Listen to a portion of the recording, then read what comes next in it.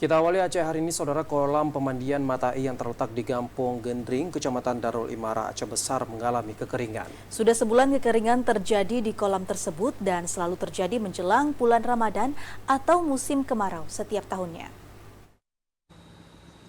Seperti inilah keadaan kolam pemandian publik Matai yang mengalami kekeringan. Kawasan kolam pemandian ini terdiri dari 3 kolam dengan 1 kolam dengan kedalaman sekitar setengah meter dan 2 kolam lainnya dengan kedalaman sekitar 2 meter. Kini air di kolam tersebut surut.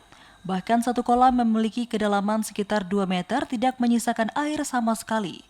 Sedangkan 1 kolam lagi dengan kedalaman yang juga sekitar 2 meter hanya menyisakan sedikit genangan air, serta 1 kolam dengan kedalaman sekitar setengah meter hanya menyisakan air setinggi berkisar 25 cm. Menurut warga sekitar, sudah sebulan kekeringan terjadi di kolam tersebut dan selalu terjadi menjelang bulan Ramadan setiap tahunnya. Terhitung telah terjadi 4 kali kekeringan dalam 5 tahun terakhir. Hal ini diperkirakan karena musim kemarau yang terjadi dan sumber air kolam tersebut juga dipakai oleh perusahaan daerah air minum PDAM. Warga juga mengatakan air akan kembali mengisi kolam-kolam tersebut menjelang Lebaran atau musim kemarau berakhir.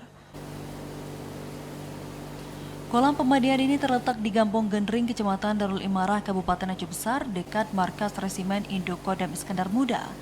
Biasanya ketika musim hujan tiba, airnya berwarna hijau jamrud yang jernih dengan lokasi yang sejuk dan nyaman karena berada tepat di bawah kaki bukit Gunung Kapur. Selain kolam yang dipakai sebagai pemandian bagi warga dan sumber airnya yang juga dipakai oleh perusahaan daerah air minum, sebagian warga juga memanfaatkan aliran sumber air kolam tersebut untuk mencuci baju yang terletak di sisi lain dari kawasan kolam tersebut. Tim Liputan TVRI Aceh melaporkan.